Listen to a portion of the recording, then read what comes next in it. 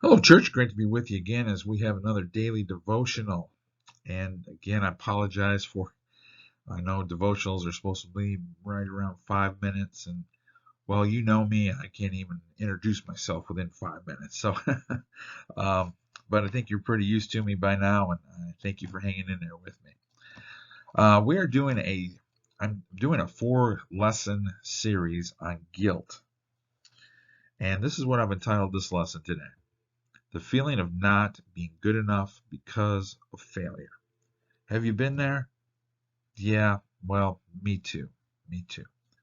I think all of us deal with this, and this lesson is going to help us to overcome that.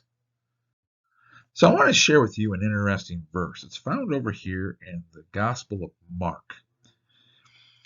And it says here in chapter 14, it says, a young man wearing nothing but linen garments was following Jesus. When they seized him, he fled naked, leaving his garment behind. Now, that's pretty embarrassing, isn't it? And the question is, who is this guy? Well, we can't really know for sure because this is the only time that these verses are found in the Gospels. It's only in Mark's Gospel. Okay? So the question is, who is this? Well, we don't know for sure. But what I'd like to do with you is I'd like to share with you a theory. When we get over to the book of Acts, we run into chapter 12, verse 12. This is where Peter was taken into prison, right? And there was a miraculous sign, and jail doors opened, right? The angel let him out, and he was out on the streets of Jerusalem and was trying to find a place. Where do I go? Well, this is where he goes. I want you to see where he goes when he's in Jerusalem. When this had dawned on him, he went to the house of Mary, the mother of John, also called Mark, where many people had gathered and were praying.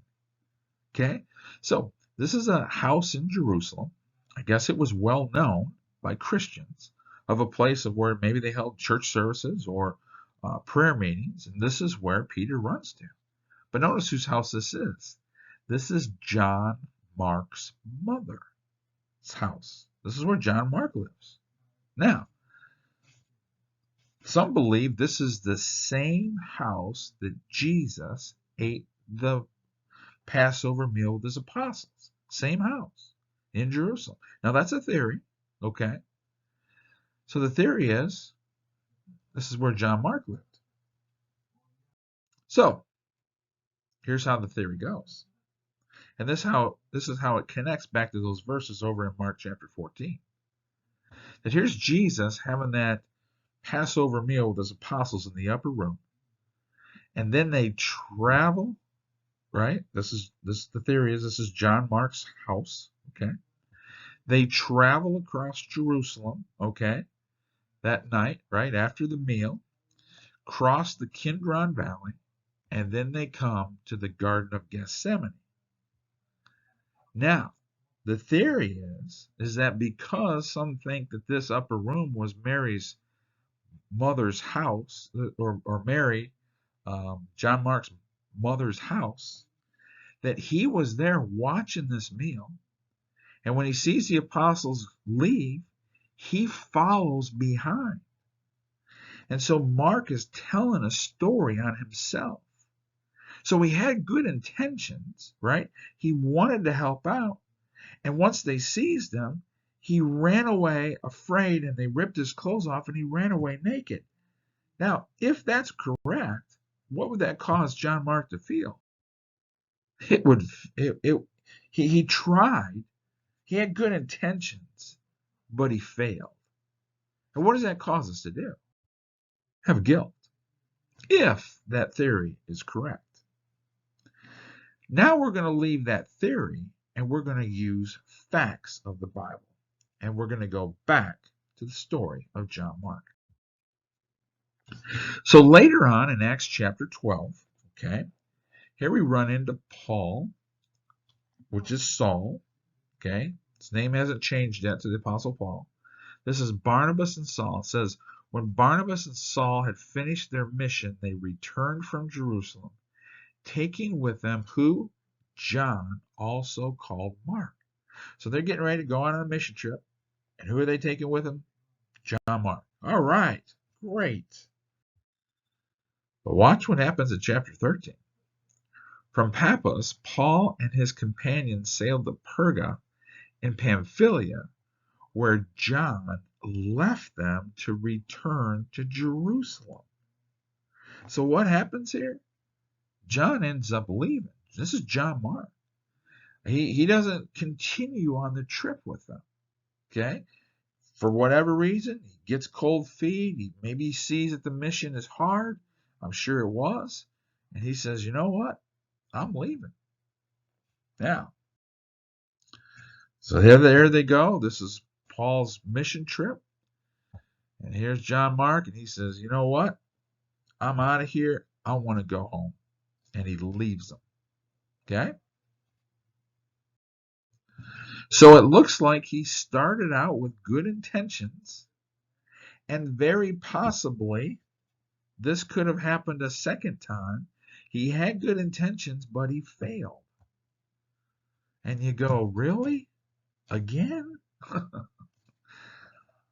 Just a thought. Just a thought. This could have been his second time he failed. Now, what does that do to us? When we try again and we fail again, we have this guilt. Everybody's pointing their fingers at us. You're a failure. Have you been there? Yeah. So let's continue.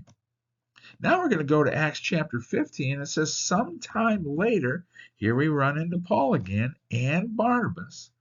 Paul said to Barnabas, let's go back and visit the brothers in all the towns where we preach the word of the Lord and see how they're doing. So they want to go on another mission trip.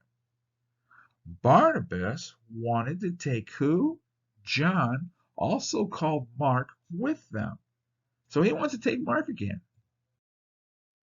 But Paul did not think it wise to take him because he had deserted them in Pamphylia and had not continued with them in the work.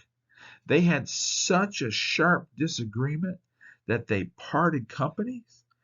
Barnabas took Mark and sailed for Cyprus, but Paul chose Silas and left, commended by the brothers to the grace of the Lord. So they have this huge argument, right? I'm not going there again, Paul says. I am not putting up with this. You have failed, maybe possibly failed twice, and I am not going to give you another chance. Now, how do you think that causes John Mark to fail? Don't you remember what you did last time? Because I'll tell you what, the Apostle Paul says, I sure haven't. I haven't forgotten. And throws this in his face. And again, what does this do? It causes tremendous guilt. Wonder how many people in this world have been in this place right here. But here's something I want you to see. And this is where the story gets really good. This is where I like it.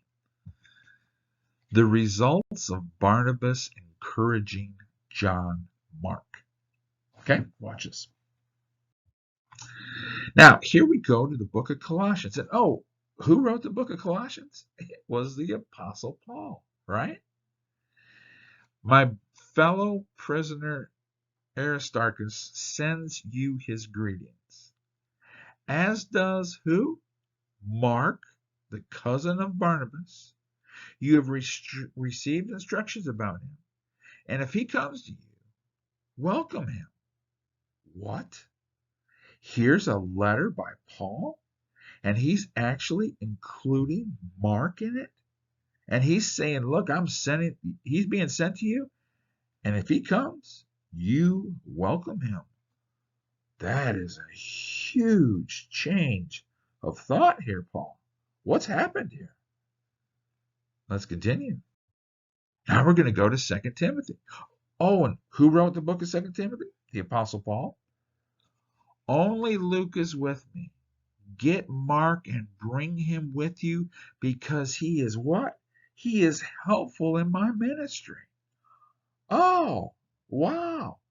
Mark is actually now doing very well. He's actually helpful in the ministry of Christ. And then not only does Paul encourage this guy, but look what Peter says. She who wrote you in Babylon chose together with you, sends you her greetings, and so does my son Mark. He's my son in the faith. So he's an encouragement to Peter. Mark's an encouragement to Paul. He's an encouragement to the church. Look how this guy is soaring now. This guy who failed maybe twice. Somebody wanted to give up on. The Apostle Paul did. Yeah. Watch what Paul writes in Thessalonians. I wonder if he's learned this at this point. And we urge you, brothers, warn those who are idle, encourage the timid. I think timid or Mark had become timid. Sure. Help the weak, Mark. Be patient with everyone. That could be Mark. Make sure that no one pays wrong for wrong. Could have been Mark, the failure, But always try to be kind to each other and to everyone else. Wow.